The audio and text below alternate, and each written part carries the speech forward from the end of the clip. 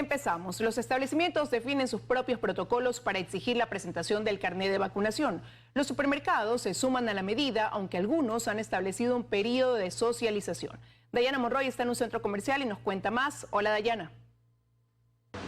¿Qué tal, estudios? Muy buenas tardes. Sí, depende de cada centro comercial, pues en algunos centros comerciales el certificado de vacunación es lo único que solicitan para poder ingresar, pero en otros, como en el que nos encontramos en este momento, están pidiendo la cédula de identidad o algún otro documento para certificar que realmente usted sea el dueño del certificado de vacunación que ha presentado. Los no vacunados están quedando fuera, y en un país donde se ha comprobado incluso la falsificación de licencias de conducir, pues no es descabellado pensar que podría darse la alternativa de falsificar este documento, el certificado de vacunación. Esto si es que alguna persona es descubierta falsificando el certificado de vacunación, pues recuerde que puede tener una pena de hasta 5 a 7 años de prisión. Nosotros tenemos un reportaje al respecto. Veamos. Los supermercados se suman a la disposición. Alejandro está de acuerdo, aunque debe volver a su vehículo a buscar su carnet de vacunación. Que no hay problema, que me regreso al vehículo a verlo. ¿Está bien? ¿Sí lo tenía entonces usted? Sí, gracias a Dios lo tengo acá y eso es lo que voy a hacer, entregarlos. Pero pese a esto vemos que igual dejan ingresar a quienes no presentan el certificado, pues han definido un periodo de socialización en este supermercado. Solo el certificado, nada más. ¿Y la cédula? No. ¿Cómo saben si es usted? Ahí está. En este centro comercial, en cambio, el control lo anticipan y por altavoz. Si no es portador del mismo, no puede ingresar. Certificado de vacunación, por favor. La mayoría de ciudadanos pasa, pero vemos también cómo los no vacunados se quedan fuera, como esta señora notoriamente molesta. No tengo, pero todavía no me he hecho vacunar. ¿Y por qué? No se quiere vacunar. Quiero vacunar. Hilda tampoco pudo pasar, pero sí está vacunada, nos dice, pero se le olvidó el documento. Estoy aquí viendo a ver si puedo entrar, si no me regreso a casa. En este otro centro comercial son aún más exigentes. Tengo el certificado a la mano de vacunación y la cédula, por favor, gracias. Para ellos no es suficiente el certificado de vacunación, piden también la cédula. La cédula para verificar, pues que sea. Que sea usted. Así es. Nos ayuda a verificar que la persona que nos está entregando el certificado de vacunación es la misma persona de la cédula, pero siempre partimos del principio de la honestidad y de que cada uno va a presentar sus documentos y los que les corresponden a cada persona. En el registro civil, desde hoy comenzaron a exigir ambos documentos, certificado de vacunación y cédula de identidad, para permitir el ingreso. Y en varios espacios se comienza a hablar sobre el ofrecimiento de certificados de vacunación falsos, hasta por $120, aunque ya antes los habían ofertado por $20 y $30. Si usted no se ha vacunado y piensa hacerlo, recuerde que esto es delito, pues si lo hace, incurre en falsificación y uso de documento falso y podría estar en prisión de 3 a 7 años.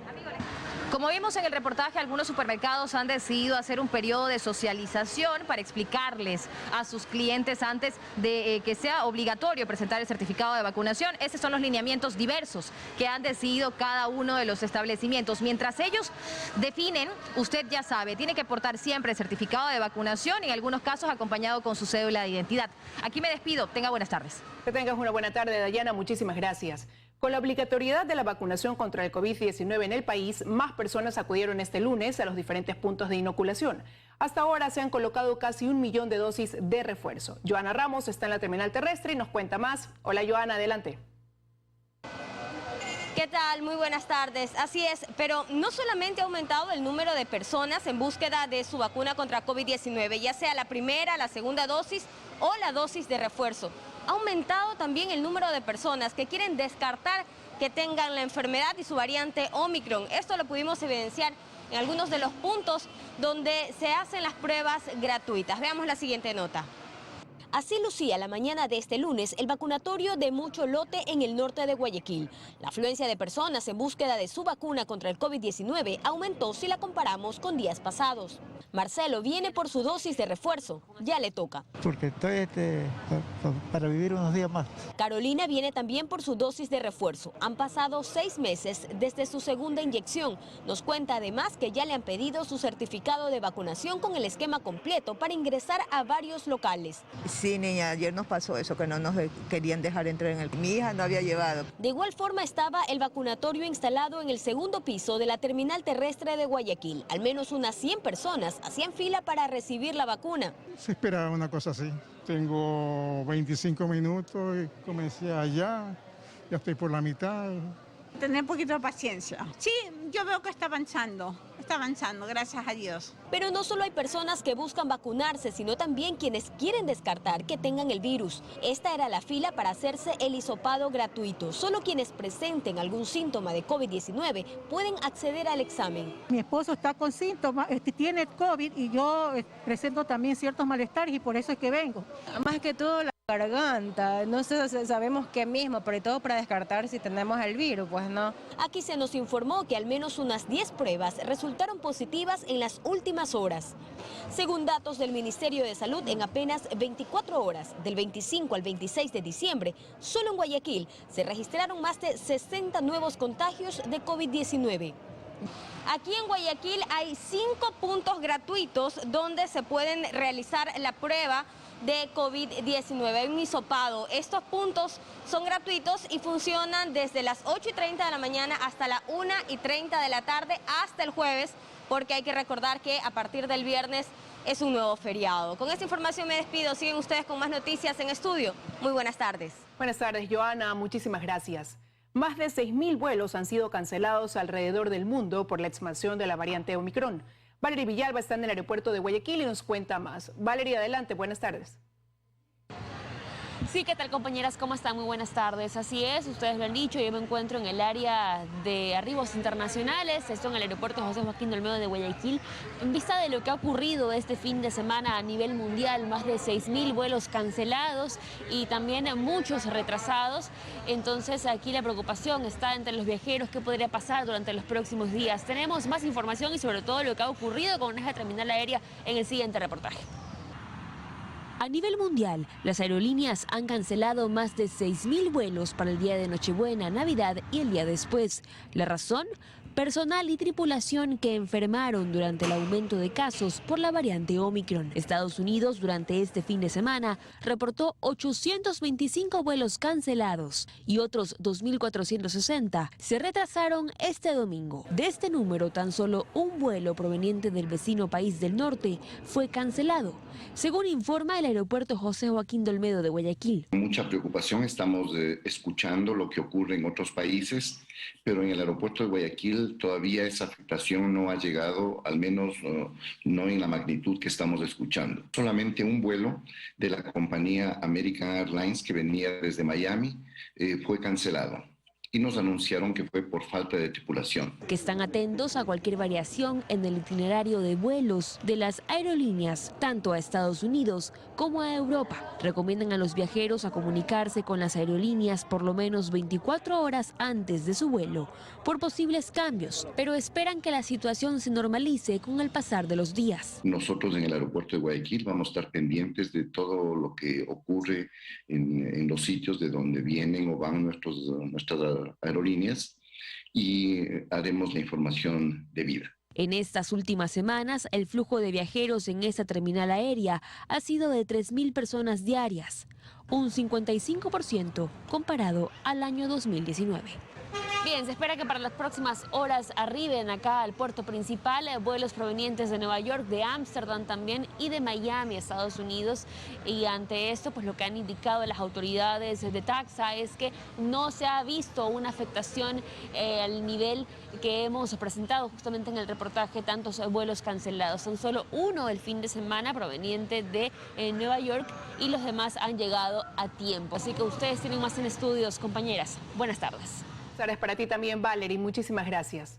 Representantes de bares y restaurantes mantienen a esta hora una reunión con el presidente del COE Nacional para abordar la obligatoriedad del carnet de vacunación. Belén Marizales se encuentra en el lugar. Hola, Belén, cuéntanos qué es lo que pide este sector.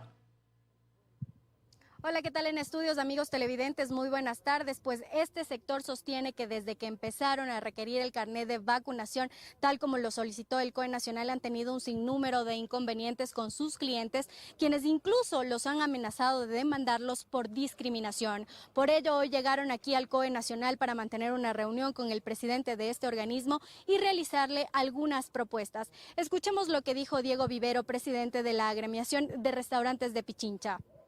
De que si se nos está exigiendo ya el carnet de vacunación y por ende estamos al 100% de personas vacunadas dentro de nuestros locales, de acuerdo a esto, pues analicemos el tema de los aforos.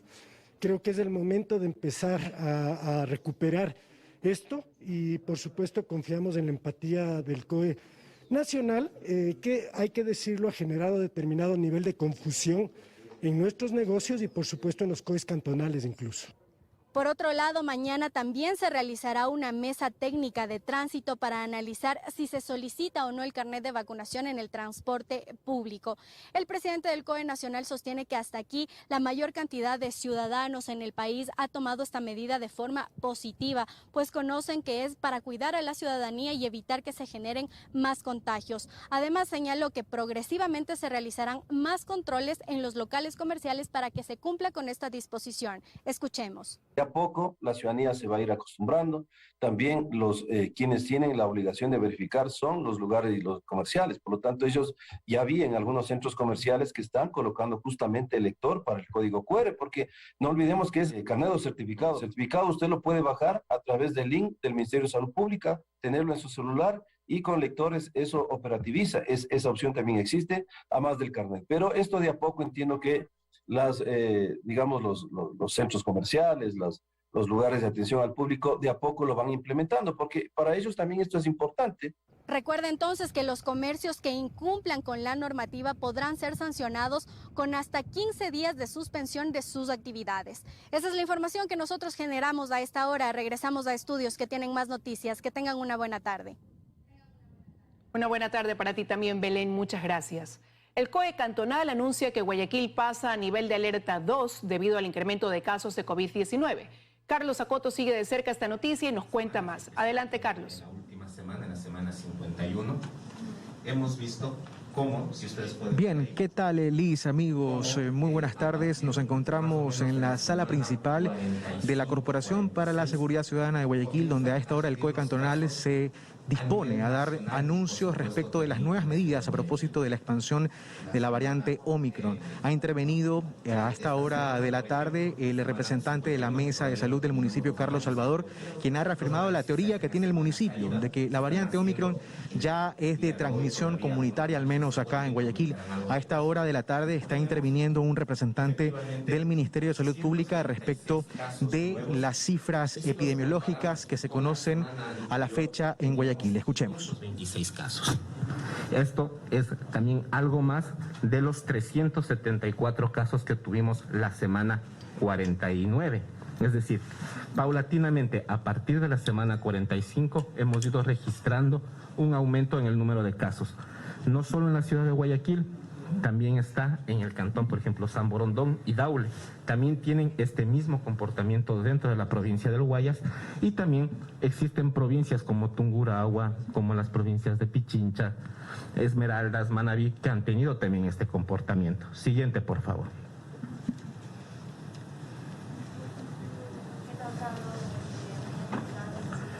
Aquí vemos cómo también este aumento del número de casos se da sobre todo en los grupos que son económicamente activas. Si nosotros nos podemos fijar en el grupo de 20 a Bien, como decíamos, es la intervención de uno de los representantes del Ministerio de Salud Pública que participa en esta sesión del Comité de Operaciones de Emergencia Cantonal y que está dando a conocer a la prensa y a través de nosotros a la ciudadanía el estado de los contagios a nivel de la ciudad de Guayaquil, pero también a nivel de la provincia y en general el resto del país. Reiteramos la noticia, Guayaquil pasará de alerta 1 a alerta 2 por la expansión de la variante Omicron. Estaremos muy pendientes de los anuncios que eso implique desde aquí, desde la sala principal de la Corporación para la Seguridad Ciudadana de Guayaquil. Por lo pronto seguimos con más noticias desde estudios. Buenas tardes. Buenas tardes, Carlos. Gracias. 10 provincias del país superaron los niveles de ventas del 2019. Con ello, el sector empresarial cree que este año se cerrará con cifras positivas, pero esperan que en el 2022 la reactivación económica se sienta aún más. La meta del nuevo año, dicen, será la creación de empleo. Las imágenes así lo demuestran. La reactivación económica que tanto pedían los empresarios se siente hoy con fuerza en el país. Los niveles de ventas en la economía han venido creciendo, aproximadamente un 20% en comparación con el año anterior. Según el presidente de la Cámara de Comercio de Guayaquil, Miguel Ángel González, al menos 10 provincias del país superaron los niveles de ventas de 2019, año prepandemia.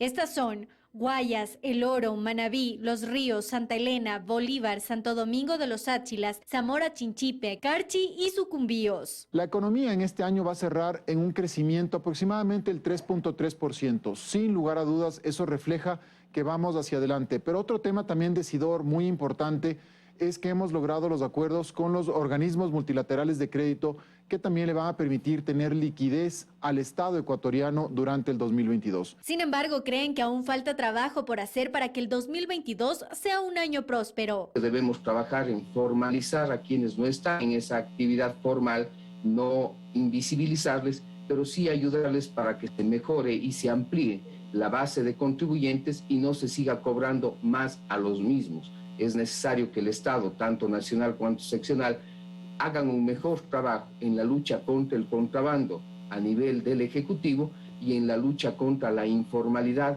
de muchos de los municipios que lo que han hecho es tener una postura del dejar hacer, dejar pasar. Otro de los pedidos que hacen al gobierno es que se garanticen acuerdos mínimos para que el sector empresarial pueda crear más fuentes de empleo. Tenemos quizá arriba de la pirámide a 70.000 sociedades, empresas que están en la superintendencia de compañías. Pero abajo tenemos un tejido empresarial inmenso, que es la base de la pirámide, que son más de 1.800.000 ecuatorianos que tienen un RUC y que se dedican justamente al comercio, a prestar servicios. ¿Qué pedimos nosotros para este segmento tan importante, para todo el sector productivo ecuatoriano? Pedimos justamente que haya una agenda de competitividad. En Quito, Belén Merizalde, 24 horas. Seguimos en 24 horas. Enseguida, Daniela Valencia nos dará detalles del presupuesto que el gobierno destinará a la promoción del sector turístico nacional. Además, Paul Cuello recorre las calles de Quito para mostrarnos el ambiente de fin de año.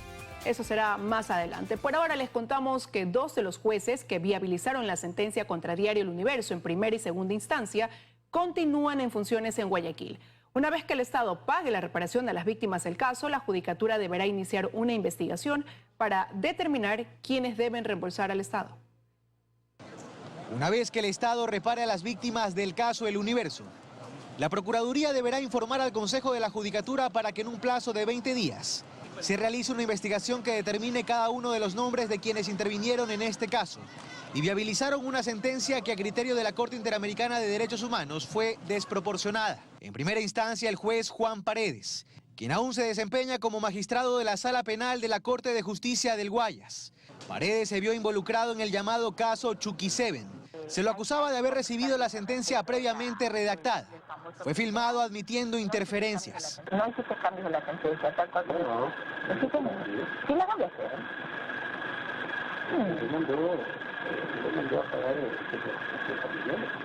Pese a eso, la investigación fue archivada. En segunda instancia, Henry Morán, a un magistrado de la Corte Provincial del Guayas, junto a Helen Mantilla y Guillermo Freire, estuvieron de acuerdo con la sentencia que finalmente pasó a casación. Ahí los jueces de la Corte Nacional de Justicia, Wilson Merino, Paul Íñiguez y Jorge Blum, le daban la razón al expresidente Rafael Correa y sentenciaban a los directivos de Diario El Universo y a Emilio Palacio a 3 años de prisión y a una reparación de $40 millones. Todo esto en apenas 8 meses, tiempo récord. Cuando se les entregó una copia de la sentencia y de la querella penal a varios ilustres juristas del mundo, se quedaron atónitos. Era imposible para estas personas concebir que haya habido alguien que haya redactado esta querella y sobre todo alguien que le haya dado trámite y la haya aceptado prácticamente en su integridad, ¿no? Será la Judicatura la que deberá iniciar una investigación también para determinar cómo se repartirá entre los involucrados la reparación de $400.000 que el Estado desembolsará. Si queda solo en los magistrados mencionados, o si se involucra además al propio expresidente Rafael Correa. Es un juicio que tiene su demora.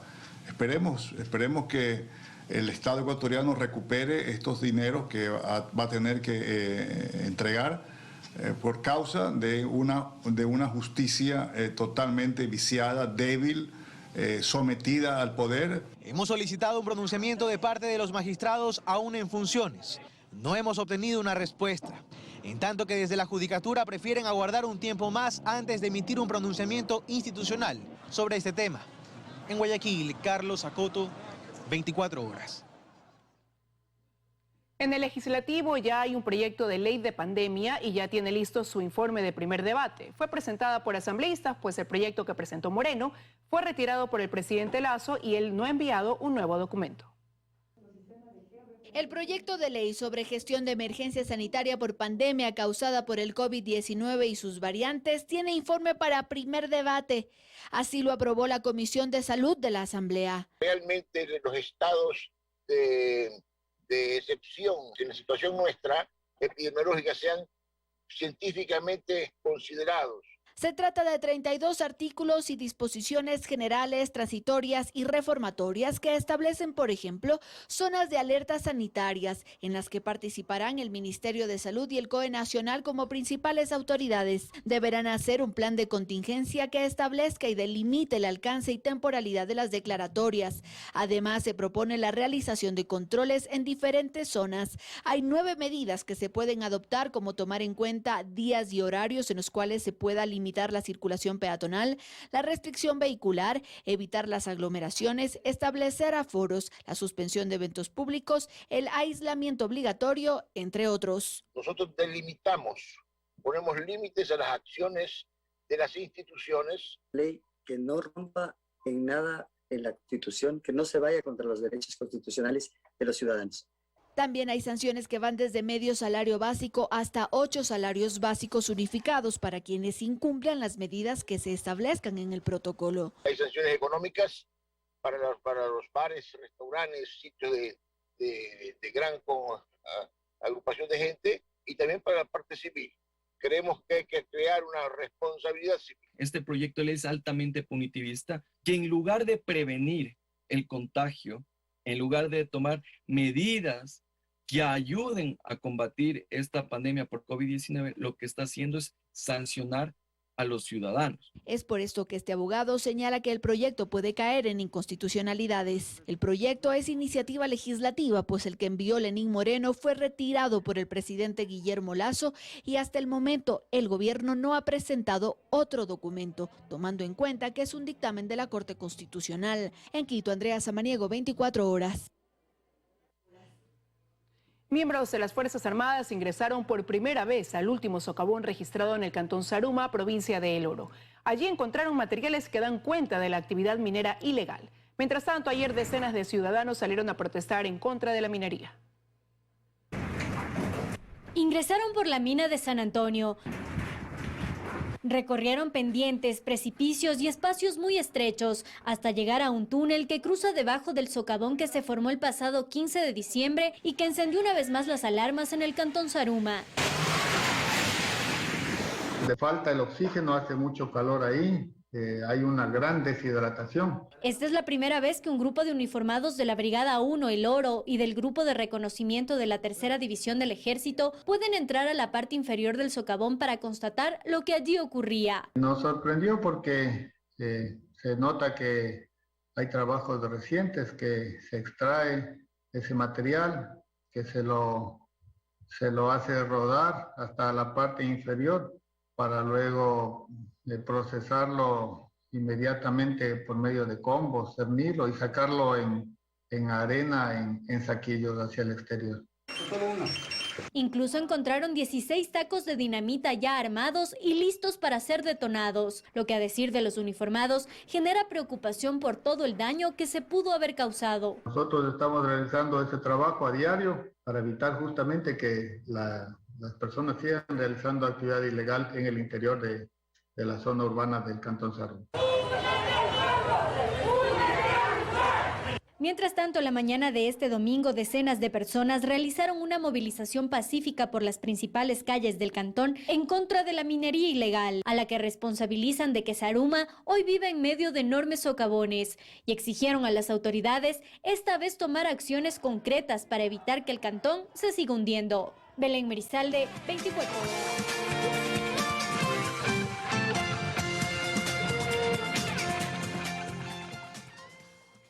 Estamos de regreso con más información. Varias ferias de monigotes se activaron desde hoy en el norte y sur de Quito a pocos días de que termine el año.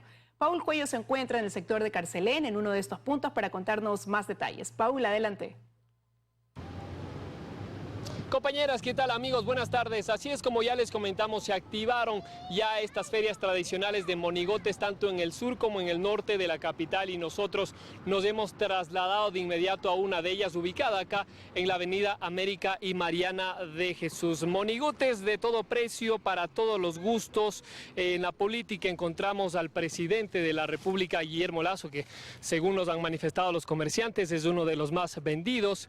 De los animados encontramos diferentes, a Spider-Man, a Goku, también encontramos al pájaro loco, cualquier cantidad para todos los gustos, como manifestamos. Estas ferias están distribuidas, las principales en el norte, en el sector de Carcelén, y también en toda la Avenida América, extendida en toda la Avenida América. Con nosotros está una de las representantes justamente de esta feria. Cuéntenos un poquito, precios para todos los bolsillos, también vemos cualquier cantidad de personajes. Muy buenos días, sí, tenemos precios para el alcance de sus bolsillos, tenemos desde $5, igualmente así mismo los más caros que tenemos de 160, allí tenemos varios personajes. ¿Desde qué horas hasta qué horas están? Estamos desde las 7 de la mañana hasta las 9 de la noche. También contarles que hay resguardo policial en algunos de los sectores. Continúan ejecutándose los operativos del diciembre seguro por parte de la Policía Nacional.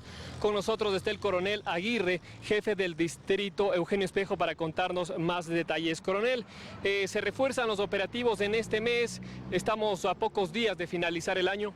Buenos días con todos. Es así que nosotros como Distrito Eugenio Espejo estamos enfocados en la situación de seguridad de todos los ciudadanos.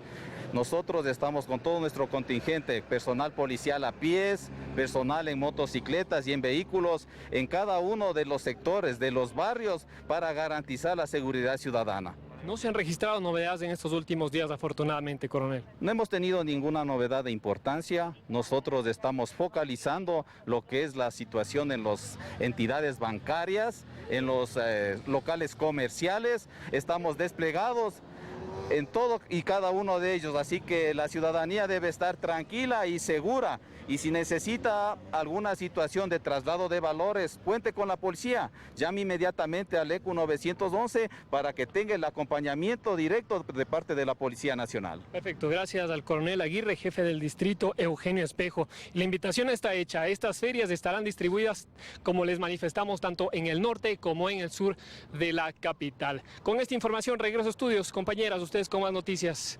Amigos, buenas tardes. Buenas tardes, Paul. Muchísimas gracias. Y con un presupuesto de $40 millones hasta el 2025, el Ministerio de Turismo busca catapultar al Ecuador como uno de los mejores destinos a nivel internacional. Hacemos contacto con nuestra compañera Daniela Valencia para más detalles. Daniela, buenas tardes. Buenas tardes en estudio, amigos televidentes. Pues sí, de esta forma se busca dinamizar la economía de uno de los sectores más golpeados por la pandemia. El 70% de este monto se destinará para la promoción del país en el ámbito internacional, el 30% en el ámbito nacional. Nosotros les hemos preparado un reportaje respecto a estas aspiraciones y planes del Ministerio de Turismo. Veamos. Promocionar al país como un destino turístico envidiable ante el mundo es el propósito para este 2022. Con un presupuesto de más de $40 millones hasta el 2025, el Ministerio de Turismo busca que el Ecuador deslumbre a nivel internacional y atraiga a su vez más de 2 millones de turistas. Los mercados prioritarios serán Estados Unidos, Gran Bretaña, Alemania, Francia y Suiza. En un primer momento, la promoción se orientará hacia los Estados Unidos, pues el 45% de los turistas internacionales que llegan al país provienen de esa región. Y tenemos conectividad aérea directa con 5 ciudades de Estados Unidos, que son Miami, Fort Lauderdale, Houston, Atlanta y Nueva York. De esta forma se busca además dinamizar la economía de uno de los sectores más golpeados por la pandemia, pues los últimos 3 años el decrecimiento de turistas ha sido considerable. En 2019 llegaron al país 1,5 millones de viajeros. En 2020 la cifra cayó a 450.000. Con una pequeña reactivación se espera que este año cierre con 600.000 turistas. Una de las campañas para llegar al turismo receptivo será dar ciertos beneficios a los turistas internacionales. Una de ellas es que los extranjeros que llegan al Ecuador y se alojen en hoteles registrados por el Ministerio de Turismo, tengan automáticamente IVA 0%. Es decir, no se les va a cobrar el IVA del 12%. El Ecuador merece que haga un esfuerzo importante para promocionar el Ecuador. Necesitamos esas divisas de afuera y necesitamos activar el turismo receptivo. Se estima que aproximadamente 60.000 trabajadores de este sector perdieron sus empleos a lo largo de la pandemia. Enero de 2021 inició con 440.000 personas vinculadas al sector. El año termina con 600.000. En Quito, Daniela Valencia, 24 horas.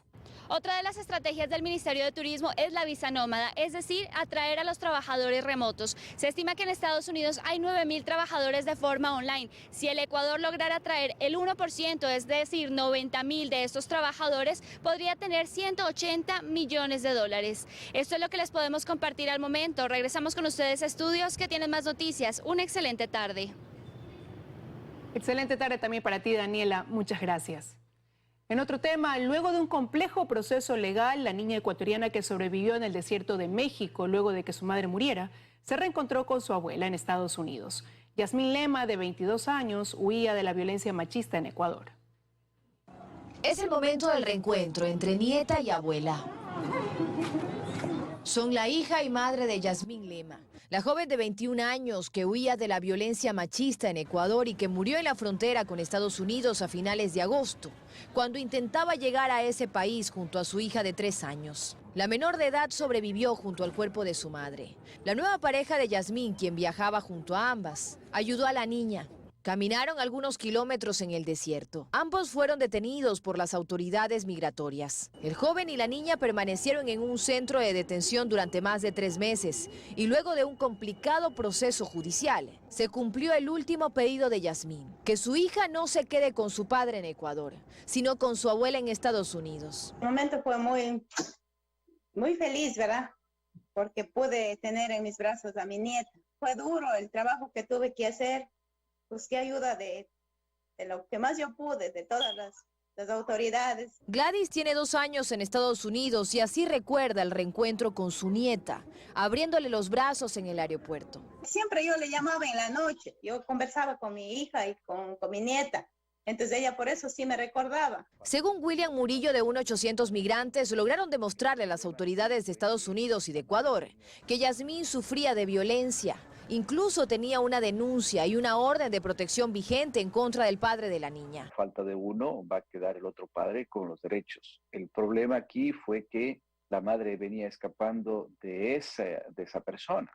Entonces, eso fue un punto muy importante en tomarse en consideración en el momento de realizar todas las gestiones por parte de las autoridades norteamericanas y mexicanas. Ella está contenta de estar aquí, ¿verdad? Ella siente el cariño que se le da, pero también tiene el temor cuando alguien le llega a visitar, piensa que le van a llevar y siempre me dice, mamita, no me dejes tú, me dice. Yo le digo, no, mija, no te voy a dejar. Piensa que cuando alguien le viene a visitar, le va a llevar. Yo le digo, no te vas a ir de mí, le digo. Gladys no puede llamar a este un final feliz, pero al menos sí el que quiso su hija, como último deseo. Ella se me convirtió en algo pequeñito y está ahí. Es la alegría que ella me dejó y estoy contenta porque se cumplió su último deseo. Dayana Monroy, 24 horas.